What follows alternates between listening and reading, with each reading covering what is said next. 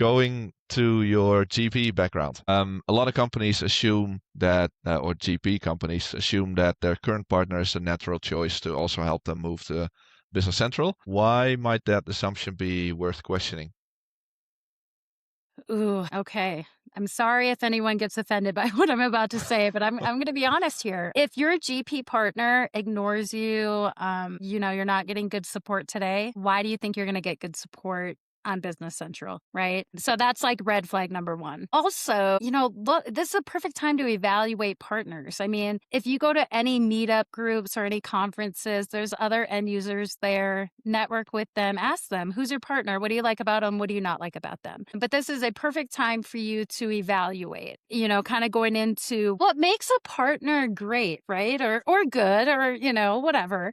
Um, are they going to conferences? Are they skilling up? Are they letting their consultants go to conferences to skill Yeah. up? Because there's too many times that I see, you know, bigger partners that they don't bring a lot of consultants to conferences. And then you got to wonder, like, how are they learning? How are they keeping up with the new features? All the things, right? So perfect opportunity to kind of re-interview, or if you never interviewed your partner, like interview them and say, what are you doing? What are you doing for the community? Are you speaking? Are you attending conferences? All How the much do you things. know about Business Central? Just because they were good in GP, are they good in BC? Have they done it enough? Yeah. Do they have references? Are their consultants certified? There's the MB 800 for functional consultants, and Yep.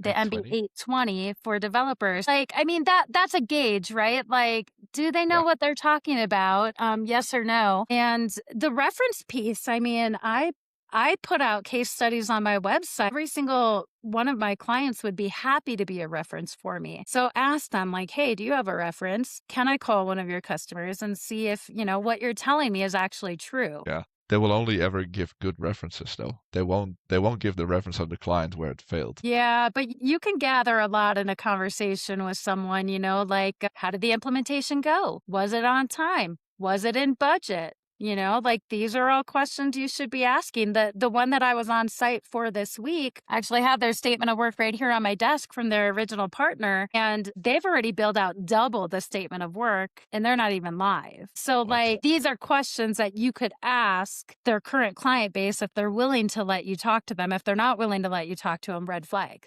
right? Yeah. Like, that's a huge issue. But yeah, and how transparent are they? Like, are they having these touch points? Like, one of the things we do, Rory, is we do a monthly newsletter where we're doing social media posts. Like, we're interacting with not only our current clients, but also prospects, and just sharing knowledge across the board. I mean, I don't need to stop sharing. I love sharing to other end users. And, maybe at some point they do call me up, maybe they don't, but I'm also Mhm. helping like the greater community by doing that. And I Yeah. think that says a lot too about the integrity of the partner you're working with. And not saying that all partners who don't do that aren't great. There definitely are some out there that are really great and they don't need to do that. But those are just the things that I would Nice. recommend looking at.